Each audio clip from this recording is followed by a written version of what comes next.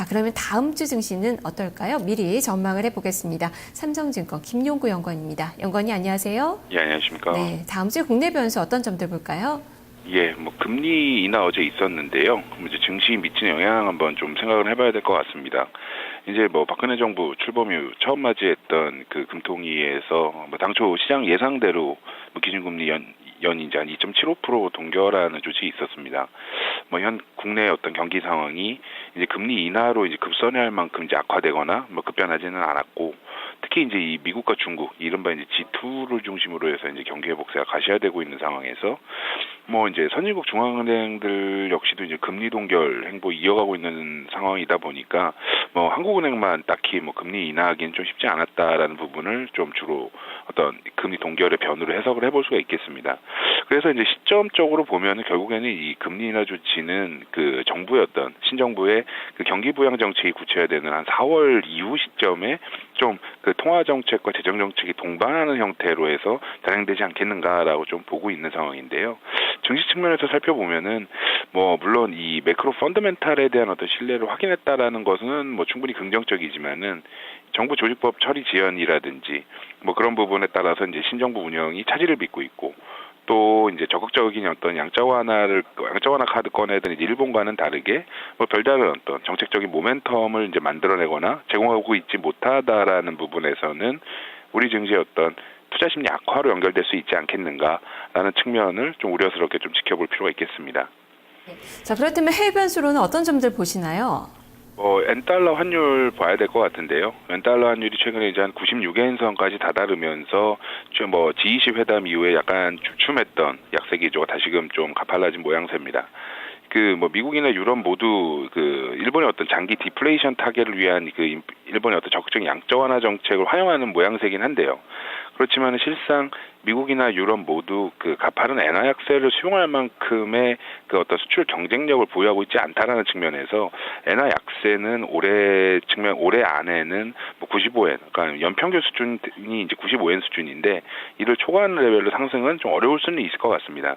근데 하지만 이러한 어떤 적극적인 확대 통화 정책이까지를 이제 이 아베노믹스의 어떤 일부라고 규정을 한다라면은 최근 모습은 이 주요 기업들에게 임금 인상 요구하고 있고, 또 소비 시장 확대, 그리고 뭐 내부 국내 투자 확대 등에 이제 포커스 두면서 본격적으로 이제 이 아베노믹스 시즌 2로 돌입한 모양새거든요.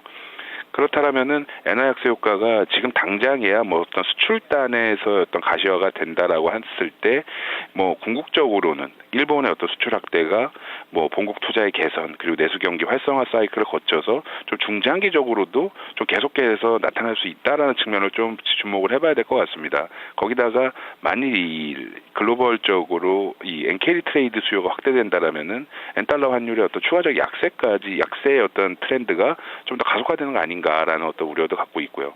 그렇다면은 이 우리 내부적으로 이 적극적인 경기 부양 방안이 강구되지 않는 한 순조롭게 이제 뭐 시즌 1을 넘어서 시즌 2까지 이제 전개되고 있는 아베노믹스가 이게 단기 이슈가 아니라 중장기에 걸쳐서 우리 경제 그리고 우리 증시를 좀 괴롭힐 수도 있다라는 측면을 좀 검토를 해봐야 될 것 같습니다.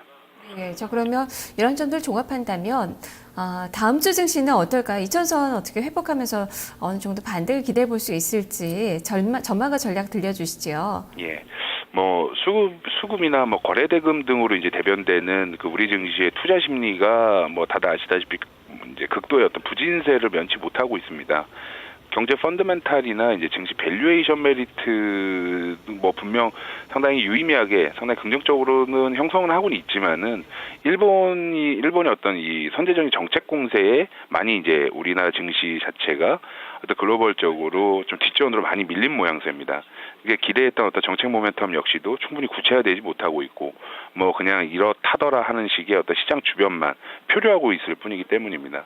그렇다면 이제 전략적인 차원에서 좀 접근해본다라고 했을 때 월초 이제 당시 초에 이제 제가 제시했던 바와 같이 저희 쪽에서는 뭐 요번 3월 증시를 선조정 후에 좀 반등을 모색하는 형태의 어떤 그 지수 흐름을 전망을 했었는데요. 당분간은 증시 약세 국면을 좀 염두에 둔 투자 전략 수립이 필요하다라고 좀 보고 있고요. 코스피 한 1980선은 한 1차 지지선으로 좀 설정을 할 필요가 있고요. 1950선이 2차 지지선이 될 건데 뭐 상기 어떤 우려들 그리고 돌발 악재까지 염두에 둔 어떤 지지선이 될 거라고 보고 있습니다. 따라서 이제 이 현 국면에서 무리하게 이제 시장을 쫓아가거나 뭐 이렇게 예측하기보다는 지수 조정 시마다 이익 모멘텀 괜찮은 이제 이 IT 대형주라든지 아니면은 대형주가 힘을 받지 못하는 상황에서는 중소형주 중에 트렌드 변화 선도하고 정책 모멘텀 기대되는 헬스케어나 통신 장비 관련 뭐 부품주들 좀 주목해봐야 되지 않는가라고 생각합니다. 이상입니다. 네, 알겠습니다. 말씀 잘 들었습니다. 네, 감사합니다. 네, 이렇게 다음 주 증시에 대해서 전망을 해봤습니다. 삼성증권 김용구 연구원이었습니다.